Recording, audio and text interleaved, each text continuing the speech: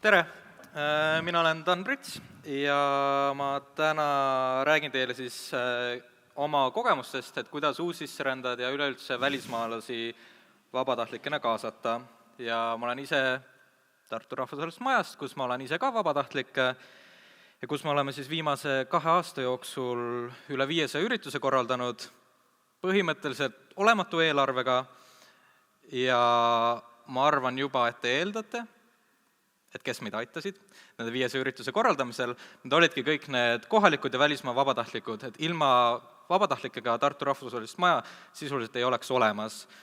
Et nende ürituste ja tegevuste läbiviimisel meil on praeguseks 50 püsivabatahtlikku ja 2 aasta jooksul on, ma arvan, kokku 200 erinevat vabatahtlikku meid aidanud neid üritusi tegevusi läbi viia ja eile just lugesin kokku ligikaudu 75 erinevast riigist.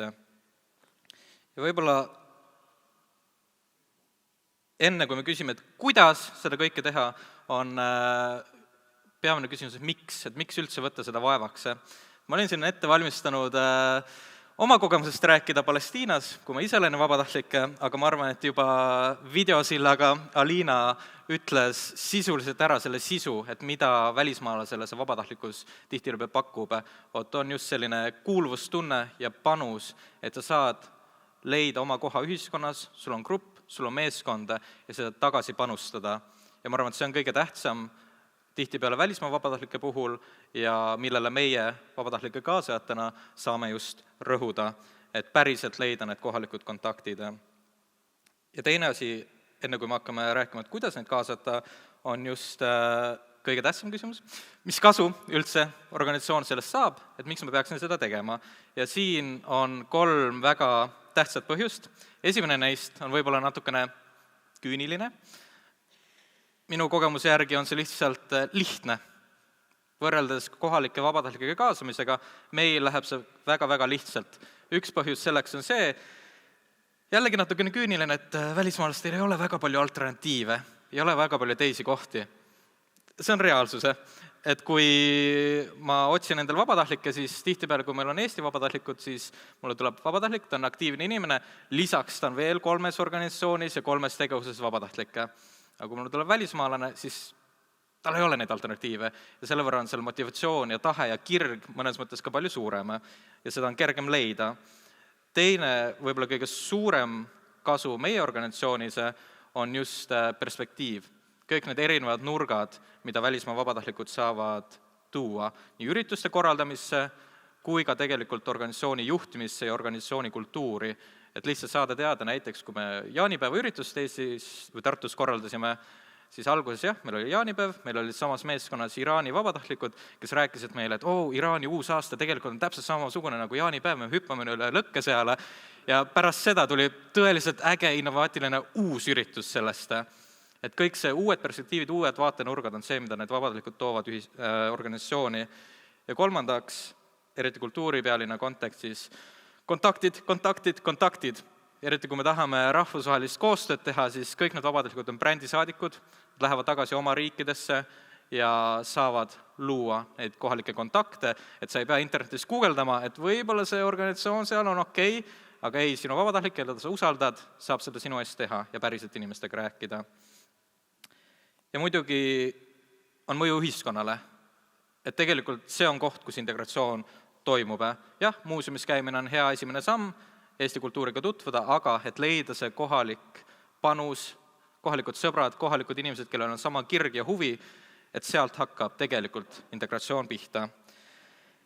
Ja kuidas leida vabatahtlikke, on 2 asja, kanalid, sõnumid, et kanalite puhul tegelikult välismaalaste suhtes on küllaltki lihtne, et on palju sotsiaalmeediakanaleid, kus on, Foreigners in Estonia, Foreigners in Tartu ja nii edasi, kus saab küllaltki lihtsalt accessi, ma olen inglise keele natukene, ja teiseks on juba palju erinevaid Pakistani rahvusgruppe, India gruppe, itaallasi, kellel on ka oma Facebooki grupid ja väga lihtsalt saab neile ligi ja pakkuda seda sõnumit. Ja tähtis osa ongi see sõnum, et mida me ütleme, kuidas me motiveerime, kuidas me saame nad sinna.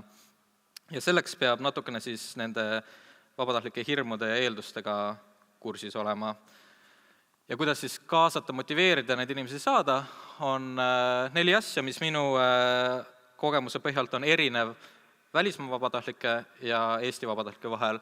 Võib-olla te panete tähele, et kultuuri erinevusi seal ei ole, et maailmas on üle 200 riigi veel rohkem kultuure, õnneks me ei pea kõike neid teadma, me peame ainult ühte teadma, see ei ole Eesti kultuur, see on organisatsiooni kultuur, kuna kõik on siiski erinev, et me peame lihtsalt teadma, et mitte liiga palju eeldama vabatahtlike kohta, et nad teavad, kuidas meie organisatsioon töötab, ja peame lihtsalt sisseelamisel rohkem seletama, kuidas minu organisatsioonis asjad käivad, kõik asjad läbi seletama, et oleks selge pilt jällegi, et mis on minu ülesanne, mida ma pean tegema.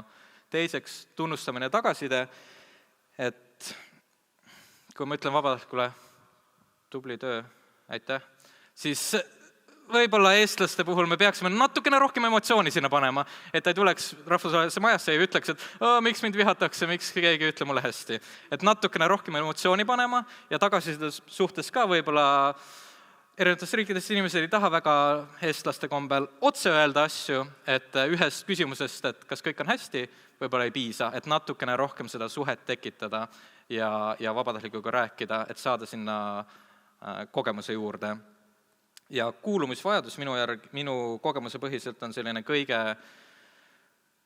suurem vajadus, mida välismaalane võib selle kogemusega saada rahuldada, et just panustamisvajadus, midagi teha, midagi toredat, aga mingi koht, kuhu sa kuuluda. Et siis, kui mina olin Palestiinas, oli mul täpselt samasugune kogemus, et ma olin tööl, mul olid kolleegid, ma tegin oma tööd hästi, mu kolleegid tegid oma tööd hästi, aga mul ei olnud mingit connectionit.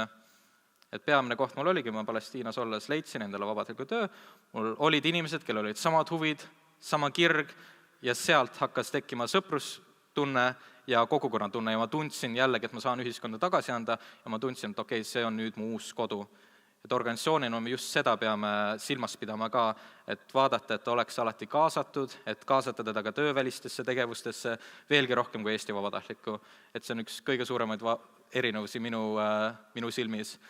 Pluss siis kindlasti keeleväljakutsed, millega peab arvestama, et mõnikord ongi ka meie tegevustes, et me ei saa mingeid uurimustööd inimest panna tegema, et isegi kui me anname talle sellise lihtsama töö, mis võib-olla tundub ebamotiveeritum, siis jällegi, kui tal on see lihtne töö, siis suhelda temaga, tunda, et ta on meeskonna liige ja seletada ära, et okei, isegi kui sa pühid seda, ma ei tea, kanistrit siin, see vist ei ole kanister, aga kui sa pühid seda, et siis miks ja kuidas see aitab meeskonnale kaasa ja kuidas sina saad selle asja meil paremaks teha. Ja jällegi kaasata ka rohkem välisvabatahtlikke. Kui on grupp välisvabatahtlikke, see on alati ka keeleliselt palju lihtsam inimestele. Kui teil on rohkem küsimusi, kuidas kaasata, siis alati võite rahvusvahelise majja helistada, kirjutada ja saame aidata selles teemas ka. Aitäh!